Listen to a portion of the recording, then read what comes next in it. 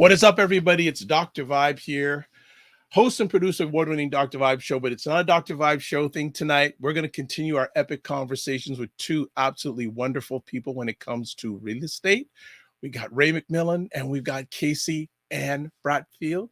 And Casey is a wonderful real estate professional, and she is really passionate of creating wealth and income, especially for single mothers.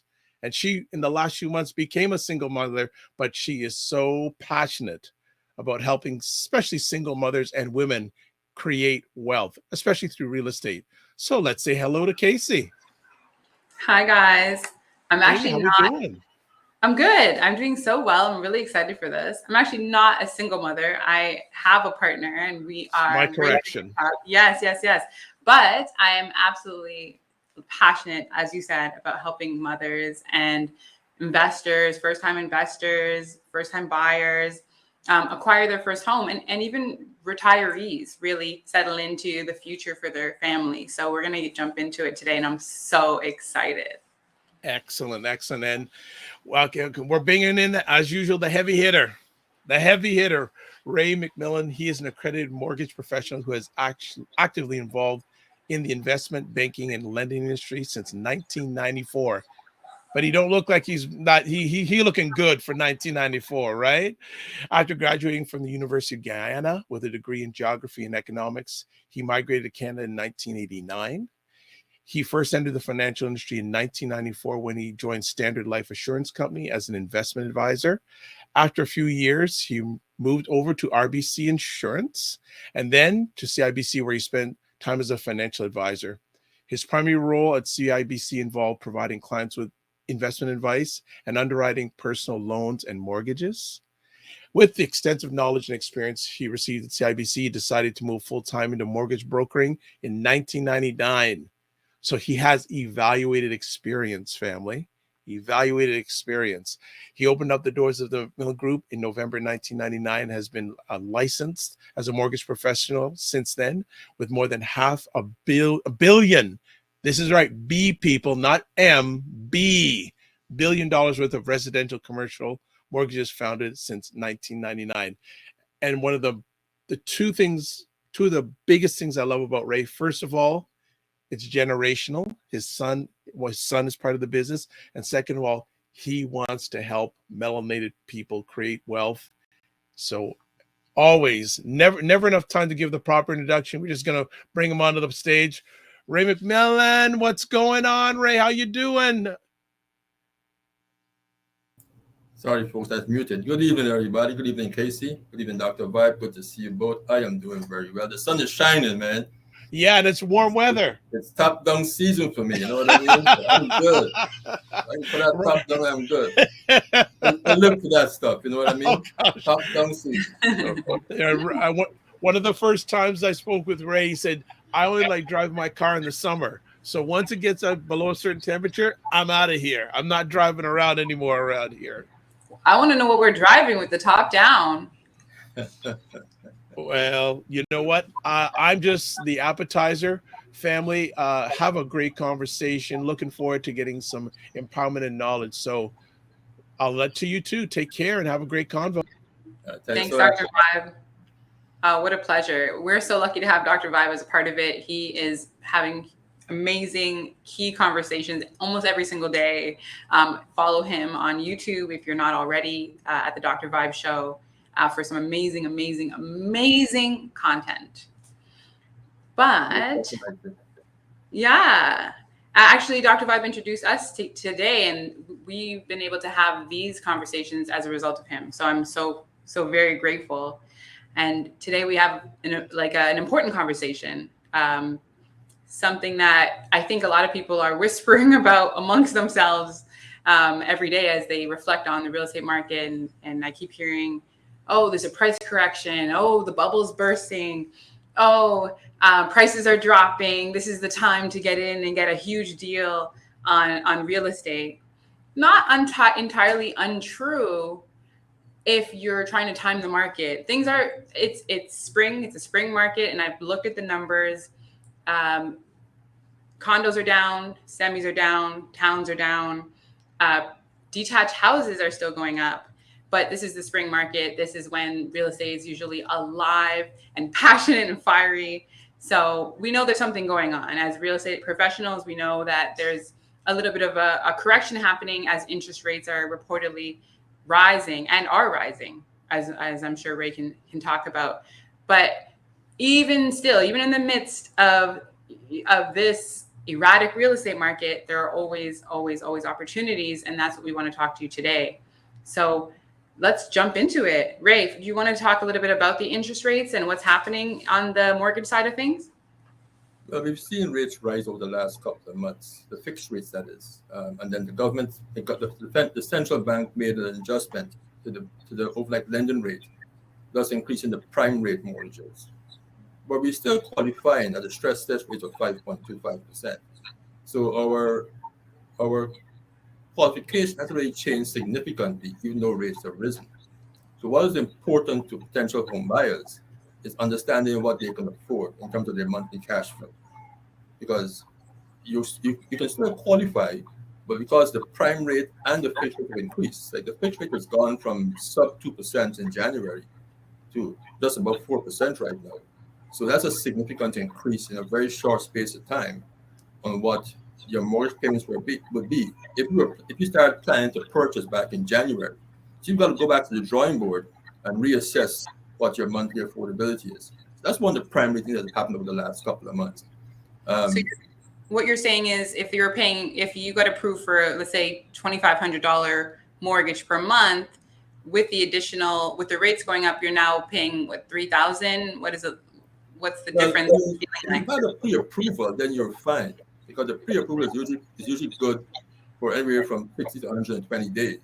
The challenge was if you didn't have a pre-approval and you were just basing your numbers with your partner, your spouse, based on the rates at the time, and rates started to rise up, you have to now sit and reassess what you can qualify for. Because that number will have changed quite a bit, between $300 to $400 a month. It would have actually been adjusted upwards. So you have to sit back, reassess the situation, and determine how to move forward. Right. And for some people, for lots of people, we're in a recessionary period where, inflation is super high, gas is expensive. So if you went from thinking that you're going to pay $2,500 a month to having to pay $2,800 a month, or, that's a big difference for your pockets. And some people, it makes buying real estate right now unrealistic. But it doesn't have to if you plan for it, which is what you're saying. Right, Ray? That's most definite. This is a very large purchase. It's the largest purchase most of us will make. So we can't plan this in a few days, in a few weeks, in a few months. This has to take, a very long-term approach to plan it properly. And we try to educate our clients in doing that. So, we want to remove the emotional rush into the market where you go out one day and see a home and say, I want to buy it. We have to sit down and look at our income, look at our debt, and look at the down payment. We are still very fortunate here to be able to buy a home with a 5% down payment, under the CMA, under the mortgage that default insured. So your down payment doesn't change significantly.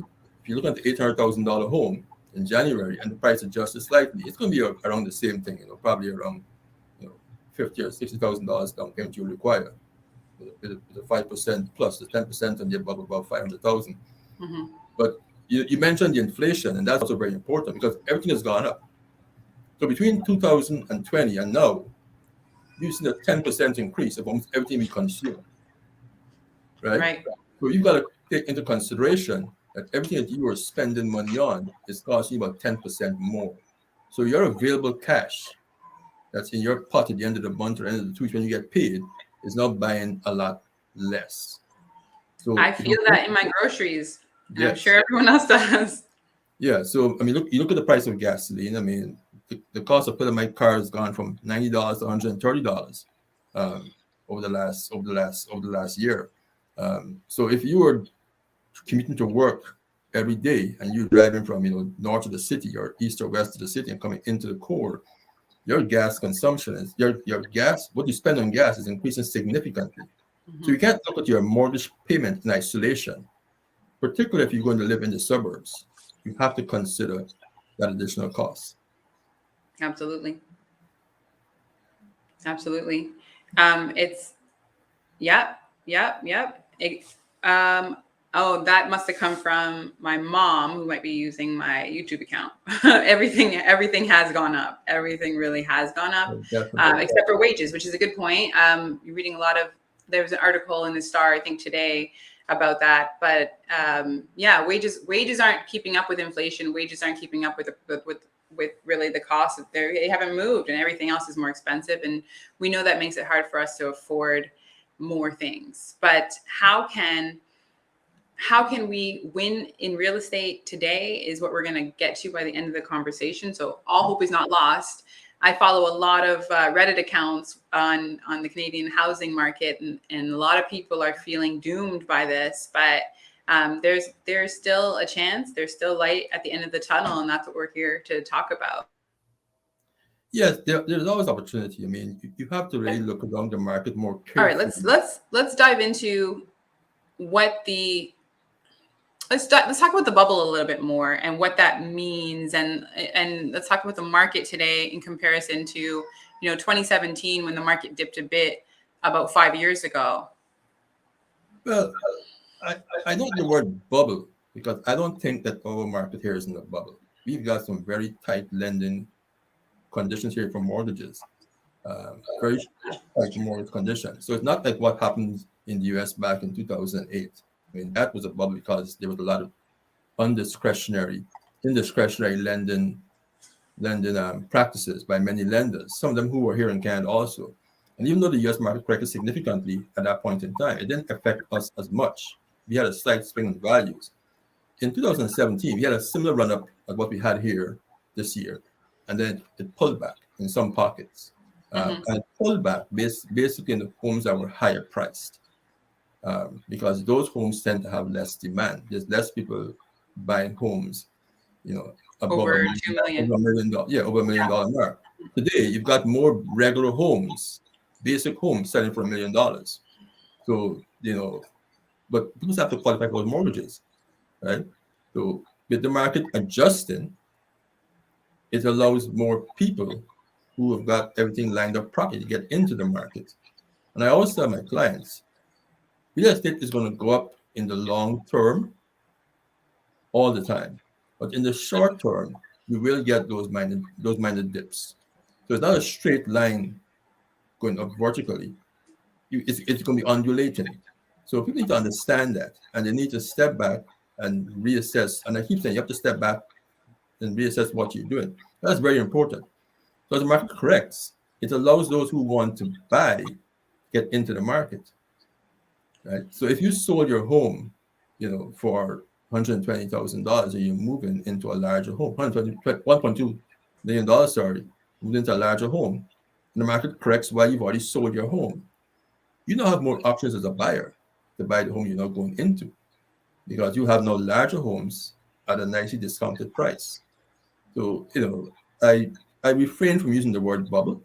I look at more as a price adjustment, as a matter of supply and demand. We're not entering into the busiest time of the market, the buying season. This is the spring market. We're heading into a very long weekend. The weather is nicer. The sun is out. And people are going to start moving around looking at homes for their families. So, I think there's a lot of opportunity for us. Absolutely. And I have a colleague I was talking to the other day, and he's been observing when there is a slight price correction, how far that correction dips to. And he says he hasn't observed a correction in Ontario over 20. And that's like when he has to really look for that 20% dip. But he has been able to find a couple. And so he said he hasn't observed a dip further down than 20%. So the prices haven't gone less than 20%, even during a market correction period, in his observations. So what that means is, if you're looking on the market now and you're waiting and you're timing it and you're like, I'm waiting for the market to crash, you may not see less than a 20% discount off of the home that you're looking at. And that you won't find that everywhere. You're not going to find that everywhere, because, as you already said, Ray, the market has been going up steadily, even though it's not a straight line. It dips sometimes, but you're not gonna, I don't think, and I'm not predicting the future, and I can never do that, but what we're seeing we may not ever see a crash where things go, 50%, homes are 50% below market value or below the price it was yesterday. So if that's what you're waiting for, I don't know, guys. I don't know if that's ever going to happen for you. It might be time to adjust. What we are seeing, though, Casey, is an adjustment in the appraisals. So before, when you can appraise the home, you know it's going to appraise whatever you think the value is or what the purchase price is. Right. Those appraisals are a little more conservative now. And that's the challenge that some buyers are going to find themselves running into. So we bought a home back in February with a closing, at the end of May. You had a long closing. Mm-hmm. The lender requires an appraisal to complete the transaction. Yep. It might not appraise for the price you bought it for. It may appraise for $50,000 less or $100,000 less. So we've seen a bit of an adjustment in the appraisals. And that's where, I've always advised clients who came to us to get pre-qualified. I always advise them to try and avoid that multiple bidding war situation, because at that point, you will most likely end up paying a lot more for the property based on getting caught up in that emotional rush between multiple buyers that you're trying to buy the same home. And So I started in 2017. Sorry. I started in 2017, and not as much this year, this time around, but that is usually the trend a lot of buyers find themselves running into. So I want to break that down a little bit further. So if I purchased and I had a bidding war, there were 5 other people, and the house was, I don't know, $699 list, and I ended up buying it for $1 million, let's say. And I go to the bank finally to get my mortgage, and they send in someone to appraise it, and they appraise it at $899. What happens to the money that I paid at that $1 million price range? How does that work in the mortgage world? Well, hopefully you can go back to the vendor's realtor and say, well, listen, this property is appraised. Can be doing a readjustment in the price, and at that point, it's at the discretion of the vendor. However, from the lender's point of view, we will only lend on the appraised value. So we will give you your financing, your 80% of the $800,000. That $200,000 shortfall, you have to find that money. Right? So, I mean, we've had those experiences in the past where clients did that. It happened back in 2008. There's an adjustment, and people were trying to find money to close deals. Some folks walked away from the transaction where they just lose the deposit. So if you had a $25,000 deposit on the transaction, on the offer, you tell the vendor keep the deposit and wish them all the best. Now, what will probably happen is that the vendor will probably sue you, because they signed a contract with $1 million. The market adjusted in the interim before you actually close, and they have made their purchase decision. Because most times people are selling, they're selling to buy. They have made their purchase decision based on them netting X number of dollars from the sale that they can no longer do. So usually it's a snowball effect, where there's many other parties involved and many people not be able to close their transactions. Absolutely. And then they can argue that they could have gotten that money from someone else who, had the money, and that's what they're suing for. They could have had other opportunities that you stopped them from getting access to, which, Yeah, and I think there are people who are going through that right now. And I feel for you, because what we've seen and what I've seen, and I think a lot of real estate agents have seen over the past years, is people are willing to jump in in the emotional frenzy that is the bidding war, and throw away their conditions and throw away their hats in order to get in the game. And for some people, like, I totally understand. You want the house of your dreams. You want that property more than anything, but you really have to be careful, because you are potentially setting yourself up for trouble down the line, which could be what's going on right now. I'm actually a person who doesn't love bidding wars. I love the fact, I would just rather tell people, like, look, we're looking for $1 million, and who wants to bring their $1 million here? And the first person to get here wins, right? Like, I'm all for transparency. That's what I would always prefer. But blind bidding has worked for a lot of clients in the past. I just think it's about to change, and I think there are other solutions that we can employ as real estate professionals, and maybe after this market correction, that's what will happen. We'll see. There was, I think, blind bidding was voted.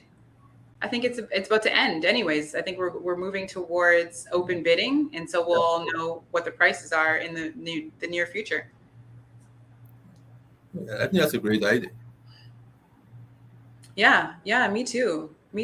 I'm excited to see what that will look like for us as a real estate culture.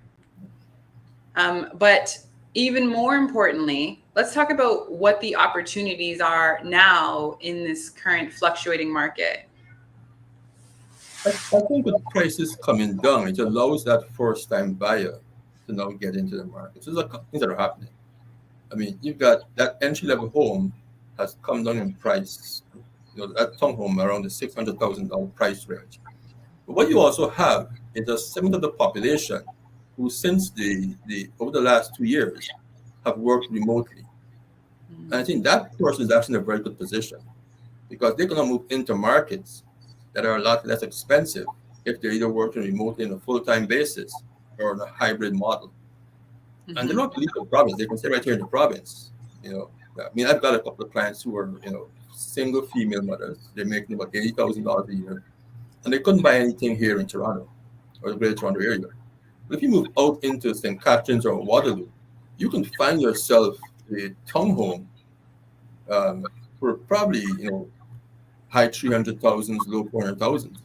So with an $80,000 income, with no debt, you qualify reasonably comfortably. And it allows you to get into the market. Because I always tell people, you want to get that first property. And the first property you buy today is not exactly what people bought 25 years ago. So you've got to change you have to adjust your expectation. It might not be a 2-bedroom, 2-bathroom home to grad. It might be a 2-bedroom and then 1-bathroom townhome.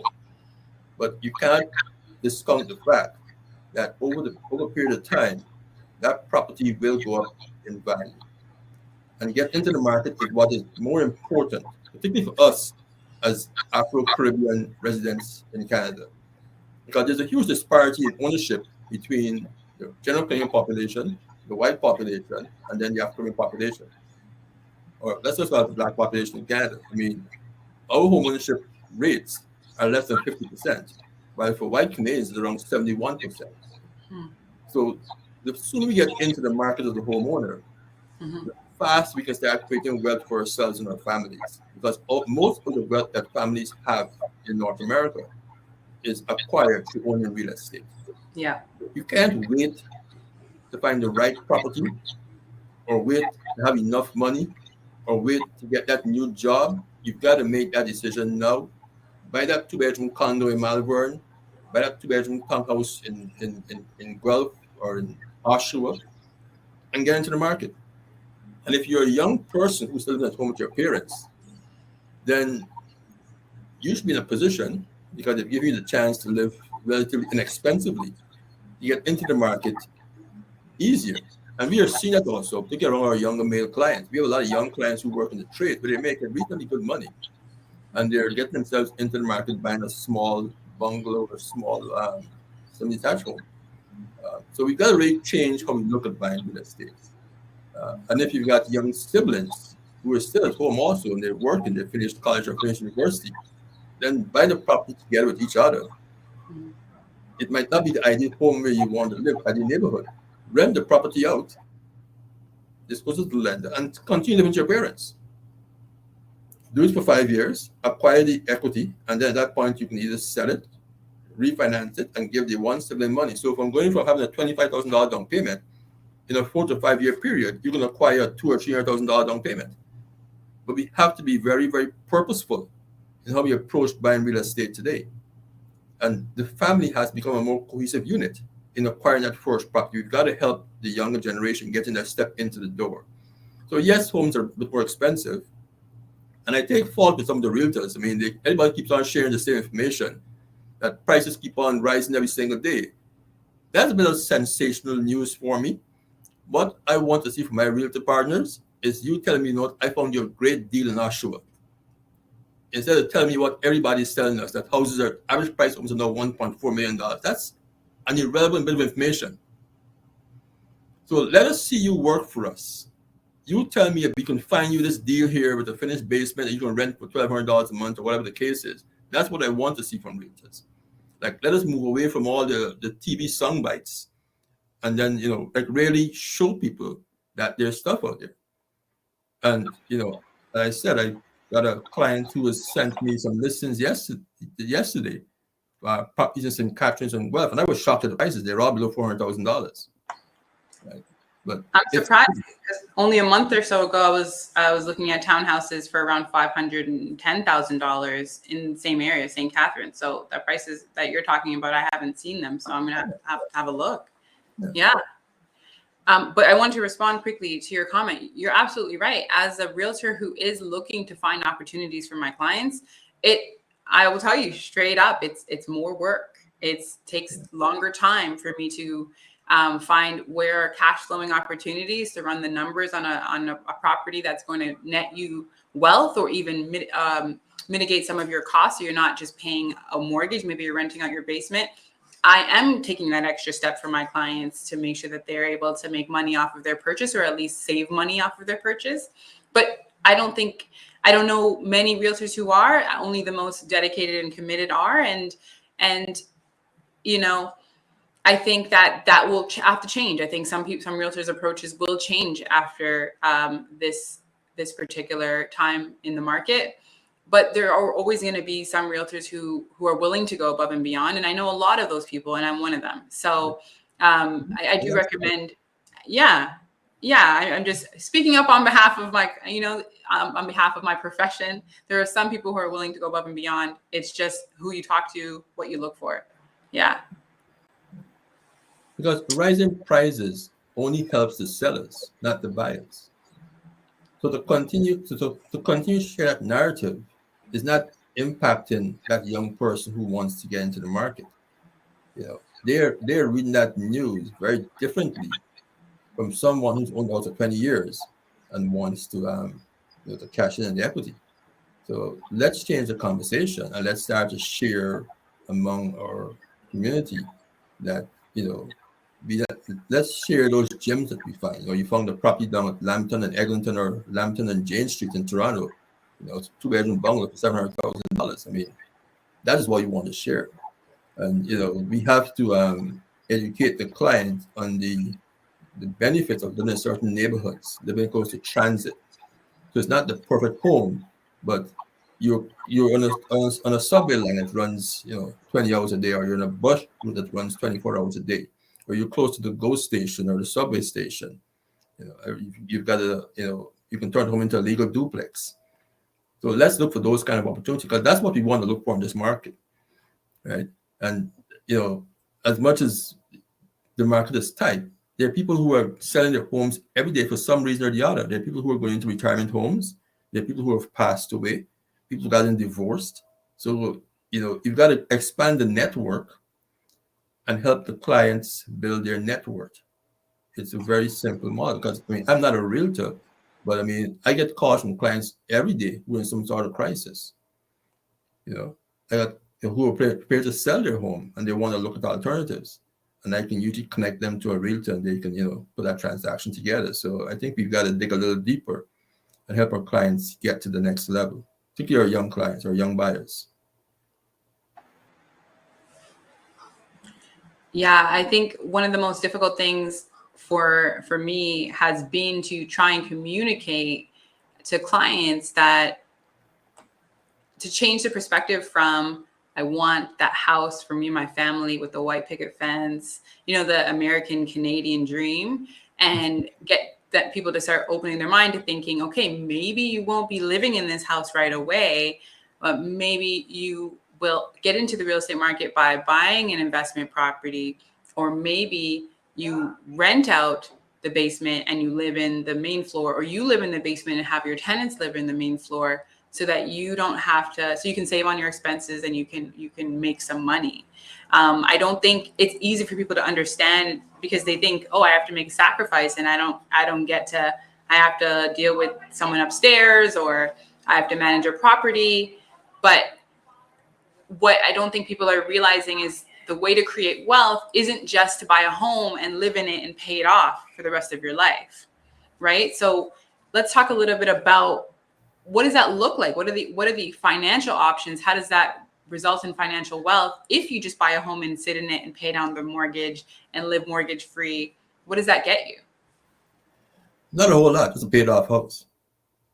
Not a whole lot. I mean, and a lot of us are debt averse. The goal is to pay off this mortgage, have no mortgage, and it seems like a major accomplishment for many of the members of our community.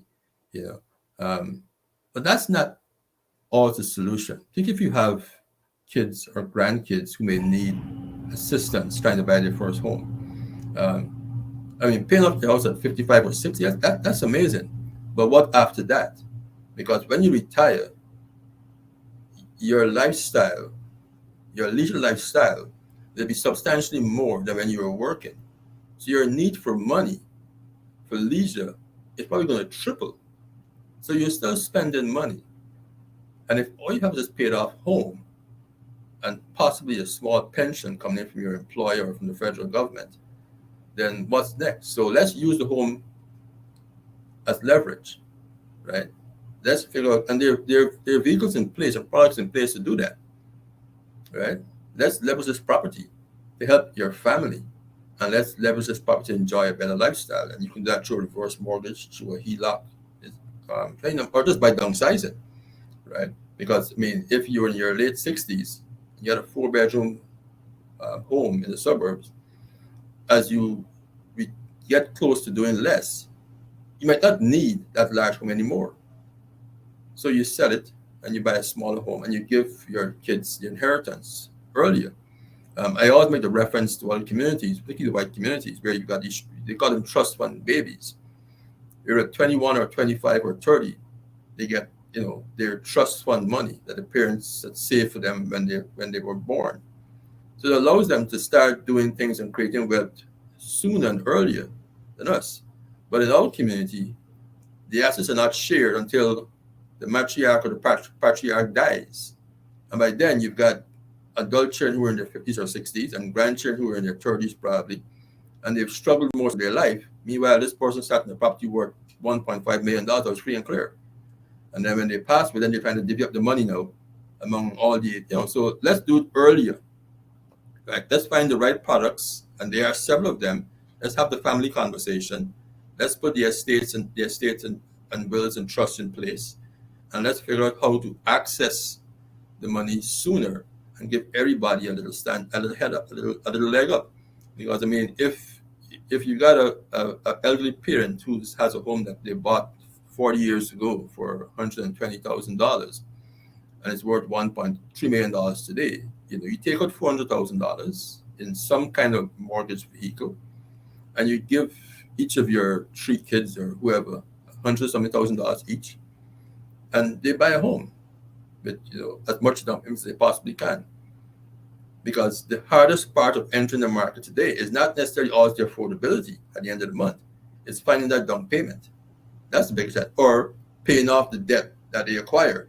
Because many of our home buyers today have significant personal debt, and some of it might be useless debt, but some of it is actually student loan debt. We've got people who have done their first degree and done their master's, done a PhD, and they've acquired a lot of debt over the last 4 to 8 years.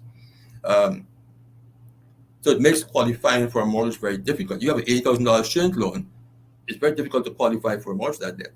So if your parent helps you to pay it off or pay it down sooner, and so I think that giving the inheritance earlier rather than delaying it until that person passes away, they give significant help to our community. I met a client here a few days ago. They're Portuguese background, and the gentleman's probably in his 40s. They're married, and he alone works. He's the sole bread income earner in the household. His wife's a stay-at-home mom for their young children. They currently live with their parents. So you got a 40-year-old man doing this, but there's a method to the madness. He's managed to buy a house lot cash and is going to build his own home. But if he wasn't living in his parents' home for the last, let's say, 4 years, he would have been able to acquire that money to buy a house lot cash. So coming back to the community, that family cooperative initiative is one of the foundations for us to get ahead. We can't do it individually. Whether the house prices go up or go down, it's still not going to make much of a difference. If the house prices drop 30%, there's going to be a large segment of the population who's still going to get the market anyway, because the incomes aren't there. I mean, you've got a $90,000 combined income among most Black households, right? And then you have a large amount of Black households that are also single-family households, whether they're led by women or led by men. So you got to sit down and figure out how to really get into the market and use a different approach as to what we're currently, because it's not working. Yeah, you said so many key things there. So many. And I agree with you. I think families do need to help each other in order to get into the market. I think if you do have an asset like a house that's paid off, as scary as it sounds, I know you spent the last 30, 40 years paying off that house, and I feel for you and you did a great job, but it's time to leverage that house so you can help other people, not just yourself. And it's a scary thought. It's a scary thought. I know, I'm scared. I was telling my grandma about this conversation, and I knew we were going to talk about this very point, and I still hesitated to even mention it in front of her, because I know that she's probably like, me, take out a new mortgage, refinance my house? Never. Like, I can already hear her saying it, you know, because she worked so hard to pay it off. And how do you explain to her that, you know what, the money's better put to use as a refinance and given to your children now so that they can buy their own homes? It's hard to explain. Who owns the home? Let's talk about that in detail. Let's talk about a refinance. Who's on the line to pay back that $400,000 to grandma now if she took it out? And how does she know for sure that her sibling, that her children or my mom or whoever she gives that money to is going to pay it back on time to her, so she's not left with additional debt when she's just living off of a pension?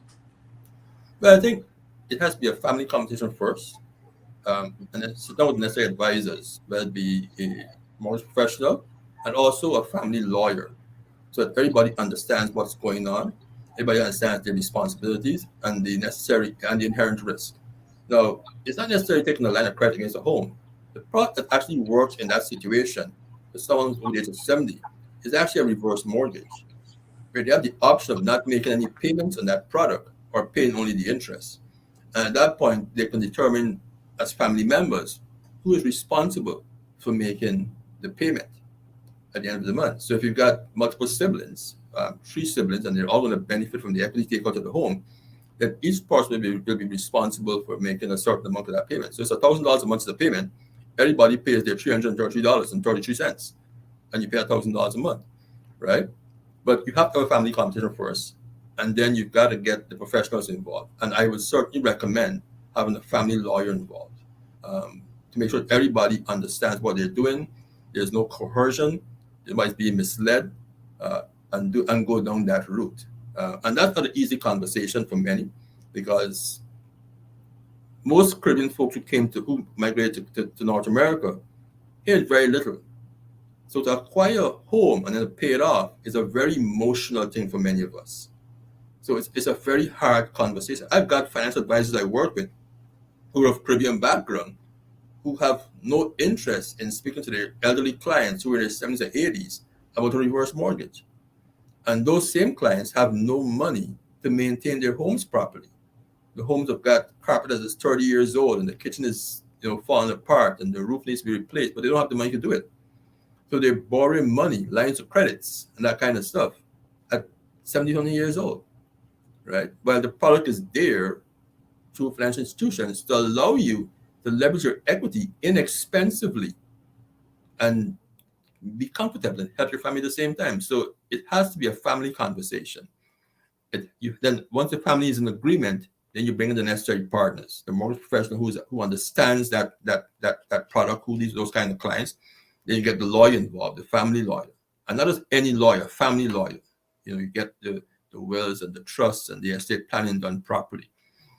You speak with a taxman and accountant who understands what the tax implications are for those involved. So it's a long conversation, right? But we have to pull on the professionals in our community, and we have to do things properly. It's the only way we're going to survive and create wealth and grow. There's no other way. We can't do it individually. It's not possible, at least not today. Okay. Yeah. I agree with you. I'm looking at, like the income isn't there. We already said it. And just recapping, the income isn't there. We don't have enough money. We have to draw that money from somewhere. Some of our family members do have that money through the equity in their home. It only makes sense that we would share that wealth with the people that are closest to us, so they can also win in real estate and use that money to purchase their own homes.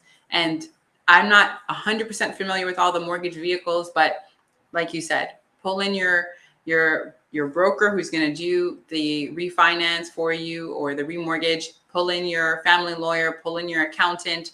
And not all of us have each of these individuals, right? But if you're deciding to have a big conversation like this, we have to go and do something out of our comfort zone and make those connections with those professionals, because we owe it to ourselves to get ourselves forward. Even if you've never spoken to an accountant in your life, it might be time to go on LinkedIn and search someone who looks good to you and give them a call. They may not be the one. Let's ask for referrals. I mean, let's speak to people and ask for referrals. Ask who you work with, and get comfortable with that individual. Ask the questions, and if they don't answer the questions, or they don't, what they say doesn't sound right to you, then look for another person. I always tell clients when they come to me and ask my advice, you know what, you're free to work with whoever you want to work with.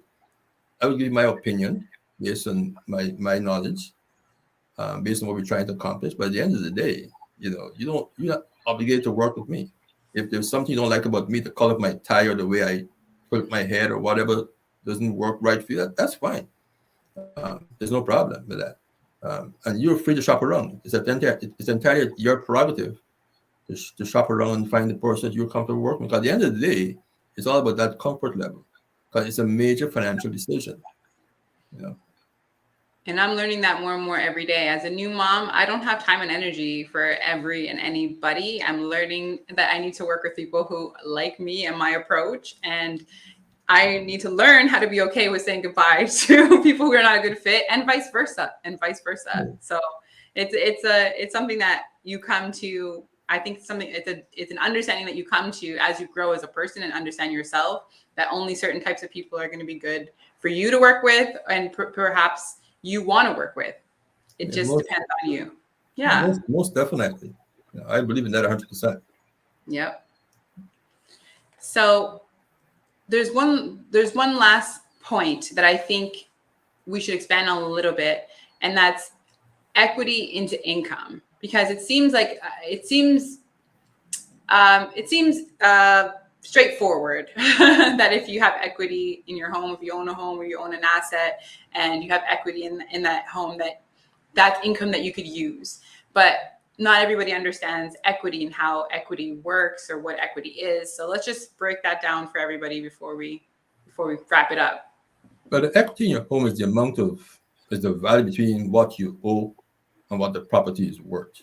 So you got a house worth $1 million, you have a $300,000 mortgage, you got $700,000 equity sitting in that property. Now you can access all the equity by selling the property. Then what do you do after that? You go rent an apartment, you buy a tent, like what's the next move? Or you can access part of the equity, leaving a part of that in the home. So the lender will allow you to finance your home up to 80% of the appraised value. So in $1 million property, you have access for up to $500,000 worth of cash, when you qualify for the mortgage based on your income and expenses. That's why I always tell clients, if you plan to do any investing in real estate, you want to access that equity. And if you're elderly, you want to access that equity before your income changes, before you retire. Because once you retire and your income drops to a third of what you were making prior to retiring, then qualifying is going to be very, very difficult. So how do you get income from the equity? Simple. By cashing it out and investing it in anything that's going to give you some sort of revenue, whether it's putting it into the stock market, into dividend funds that pays you a dividend on a monthly or quarterly basis, or by purchasing a cash flowing investment property. For our conversation, because you're a realtor and I'm a mortgage professional, we'll focus on investment real estate. That's what we know best, right? And we look at any types of properties. So if you're looking for income from your equity, then you want to focus on cash flow, not just the property appreciation, because as I stated earlier, You can only access the appreciation in value by either selling it or refinancing it. And if you sell the asset, then it stops making you money, right? You've eaten up all the equity, so it's not going to make any money. So you take the cash out, the $500,000, with a plan, obviously, and then you start looking for properties that would allow you to rent them. And at the end of the month, the rent you receive is more than the expenses you pay. And the expenses usually include your mortgage, taxes, any kind of maintenance, condo fees, etc. Right? And you look across the entire country and see what is available. I was talking to a realtor partner of mine today. We were having a conversation. He bought a condo in a place called Trois Rivières in Quebec for $124,000 last year. That positively cash flows. We have clients who work with an investment team who buy condos all across Ontario, 2 and 3 bedroom units, one to 1.5 bathroom, between $219,000 to $240,000, and they all positive cash flow. And I've watched that model over the last 10 years, and each property appreciates in value. So you've got to sit down and get your pencil and paper out and your calculator if you're not very good at math, and write your numbers down and convert that money into income. And the problem a lot of folks have is procrastination. Because, let's look at the current market. In January, a house in Brampton was worth $101.2 million. Today it's worth $1 million. You've lost the ability to access $100,000 plus of equity because you didn't make the move at the right time, right? And it's a hard conversation with clients. So take the money out, get a line of credit. You don't pay for it until you actually use the money. So it's not costing you anything other than instead of paying a few legal and the cost of the lawyer, probably $2,000 at most, and possibly an appraisal, and let that money just sit there. Because once you have the money in hand, you have access to deals. If you don't have the money in hand, then you can't make a quick decision. You've got to wait and get that whole process done. And that can take you 4 weeks. It can take you a month, 2 months. By then, the opportunity is gone, right? So we can't be fearful of acquiring debt if that debt is used to create wealth. Absolutely. Right? And, I was reading a thread the other day, and it dawned on me that there's at least 3 different types of people in the Canadian market. There's the people there's lots of people in this thread on Reddit were saying that they don't care about the equity in their home. They absolutely just want to live in the home and die in the home. But those are the people that we're talking to. We're talking about us people, melanated people who want to build wealth, right? So what we want to do, or we might want to do, hopefully you want to do, is build wealth for you and your family, generational wealth, right? That's the thing. So pulling this money out and using it to do that is going to get you ahead, or even buying with the intention of having a cash flowing property right from the get-go, so that you're not sinking yourself into this pattern of just sitting in a house for the rest of your life and just putting your family in there. This is a vehicle of wealth creation. Your home is a vehicle of wealth creation, and you see it as that from the very beginning until the end. Yeah. So it's difficult to find good cash flowing properties sometimes. You've got to put in the work. You've got to put the legwork in. You spend hours in front of the computer, and you have to find a realtor to work with who understands that the investment real estate purchasing journey is not a 2-month process. Most of the clients we work with on that journey, it took them a year, 2 years to find the first property that made sense, right? So you have to partner with the right professionals, because folks will get impatient. If you keep on telling me to run the numbers of this property every week, but you're not buying anything, I don't understand what you're trying to accomplish, then I may get impatient. If I understand what you're trying to do, I'm going to work with you until we find the right property. And most realtors will also, right? But you got to find a realtor who understands that whole process. Because some realtors work with first-time buyers and people who buy to live in a home, and they want you to close as fast as you can, but you want to make sure that that property makes sense. Right. And it can make sense in more than one way. Like I think I said in one of our previous podcasts, when you buy that piece of real estate, you want to make sure that either you can upgrade the property to to make the value higher.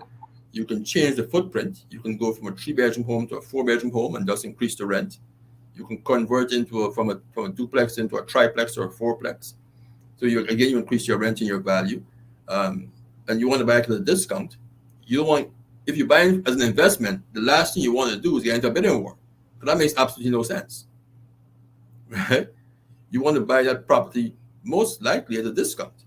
So you got to be very, very prudent in your approach to doing that. It's not always easy at finding that discount in that hot real estate market, but we'll see what happens in a few more months. If things continue the way that they're continuing, maybe there'll be less multiple offer scenarios, and maybe you'll be able to go in and negotiate again, which we haven't seen in a long time. But you're right. There are off-market properties. There are investor networks that some realtors are tapped into. My brokerage, for instance, we're very, very much tapped into off-market properties, and we talk to different investors in the neighborhoods, and we build relationships with sellers directly so that we can find opportunities in the market. And then it is about running the numbers. How much can you cover your expenses? How much positive cash flow will you end up with at the end of the month? And there are different rental calculators. If your realtor doesn't know what an income calculator is, if they've never looked at that kind of stuff, that they're probably not into investments. And it's something that not every realtor does. But if you're looking for an investment, you're going to want to have that conversation with your realtor. How do I determine what is the cash flow positive property, and let them know that you want to invest for cash flow and not just on appreciation. Because it's easy to say, my house will go up in 5 years, but you don't know how much it will go up. You don't know if there's going to be another market correction in 5 years, which FYI, there's typically a slight market correction every 5 years. So there's things to think about when you're thinking about real estate as an investment versus real estate as a home to live in. And but we're here to help you. We are here to help you, and that's key. And the more properties you acquire, the easier the process could become, because you're more knowledgeable. You understand the lending landscape. You understand how to deal with tenants. But you can't be a rate conscious borrower if investing is your purpose, because then you can get caught up in the whole interest rate conversation, because not all the time your deal is going to fit one of the major banks. It may have to go to an alternative lender. It may have to go to a mortgage investment corporation. It may have to go private. So you've got to stop having that rate conversation, which many people are obsessed with. The first thing is, what the rate's going to be. I mean, the rate is fine when you buy a home to live in, but if you're trying to acquire multiple properties, the more properties you acquire, the less and less you'll be able to work with a traditional financial institution, unless your income is significantly high. And that isn't usually the case for most people who invest in real estate. And for those who are tradespeople who have the ability to do a lot of stuff themselves, or who are part of a union, where they have access to carpenters and plumbers and stuff like that. I mean, those guys should own properties without hesitation, because a lot of them, a lot of stuff that needs to be done to improve the value. You can do it yourself. Mm-hmm. Right? You don't need to hire a tradesperson. So you've got to be very aggressive in what we do, but with access to the right information and the right professionals. And that's very important. Not just aggressively going into a situation blindly and losing money, but you have to make sure you understand what those numbers will generate for you. And what we're talking about is, it feels like, level 3 stuff, maybe not beginner stuff, but we don't become level 3 overnight. You go from a beginner to level 3 by doing, by trying, by having conversations. So what we're really trying to do is open you up to the mindset that there are opportunities for creating wealth out there. And you might even be sitting on a gold mine already. You might have all the equity, all the capital that you need to make opportunities happen for yourself. You just haven't thought of it. So I'm excited for what will happen now in this market. And I'm excited for the people who are going to jump on the opportunity to buy something that's maybe a little bit more affordable and turn that into an income producing opportunity in real estate. This is it, guys. We're doing it now. We're doing it. It's time to change the future, and it's these conversations. And for younger people who are still at home with their parents, who finished university or college or trade school, and you're making a few bucks, you've got the ability to save money, find yourself that one bedroom and then condo somewhere in the city, $400,000, wherever you can buy it and just rent it, and stay with your parents for another 4 or 5 years. I mean, if you're a young male with no, responsibilities in terms of family and children, that's what you should be doing. Like we've met a lot of young men in the city, guys between the age of 25 and 30, who all are making good incomes. They all work in the trades. They've got substantial savings. One guy had $100,000 in savings. I was totally shocked. Right? No debt, and $100,000 in savings. And you want to buy an investment property. I was speaking to one today, another young gentleman who also had significant savings and no personal debt. So, so I'm always encouraging to those individuals, because there's more young men without the child responsibility who can do that than there are young women, because most young women usually have a child who are single. So they've got to deal with the cost of childcare and all that other stuff, which can really put a little bit of a strain on trying to acquire your first home. But I mean, for those of us who have parents and grandparents who own real estate, then have a family conversation. How do we use this property that's fully paid for, almost paid for, to help everybody acquire a piece of the Canadian dream and buy their first property? Regardless of what it is, it doesn't have to be anything fantastic, but let's try and get in there, take a few dollars, and buy that first property.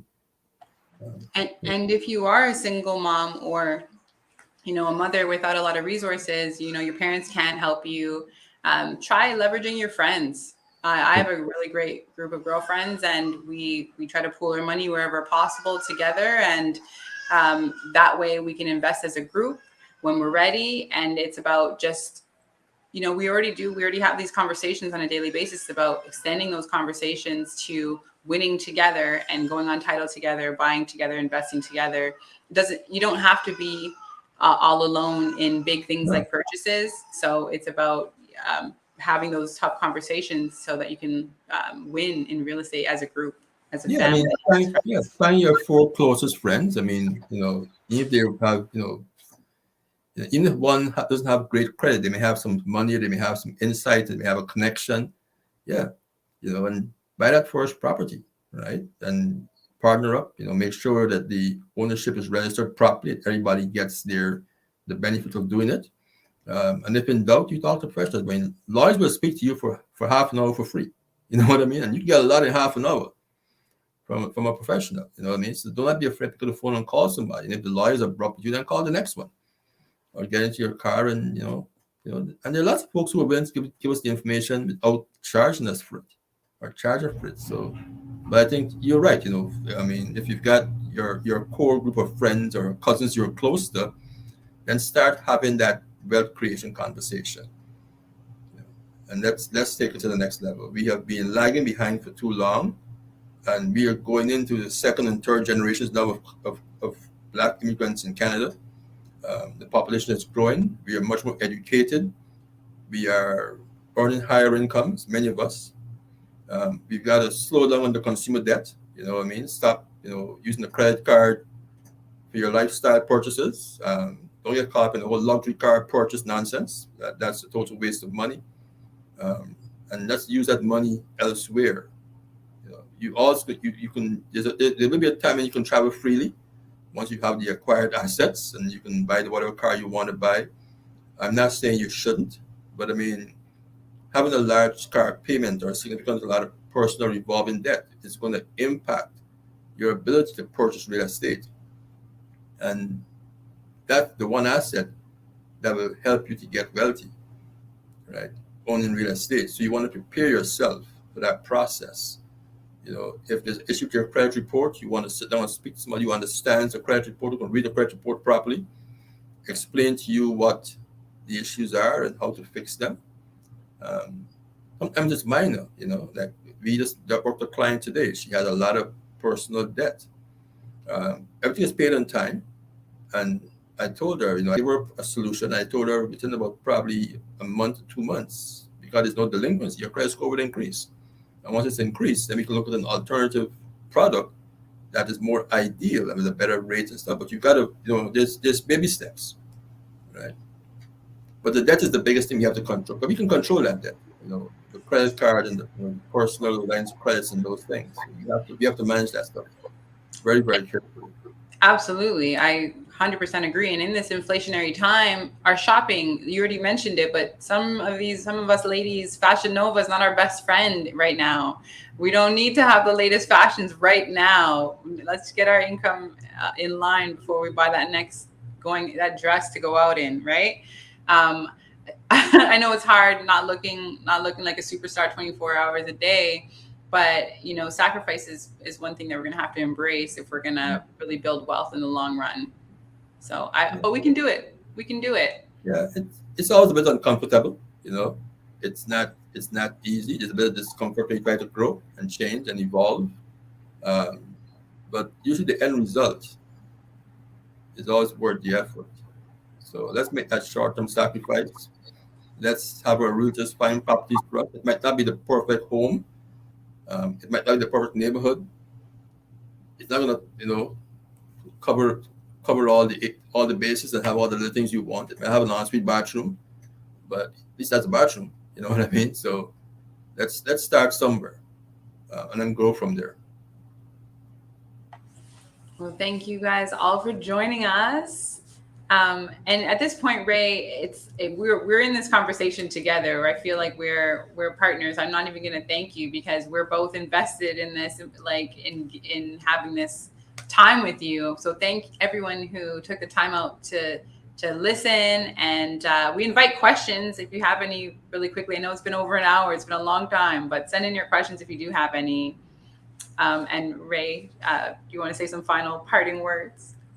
Well, no, thanks for the conversation. It's always a pleasure to chat with you and have these conversations. If anybody who wants to speak to me offline, they can call our office at 1-866-883-0885, or they can stop by the office in person.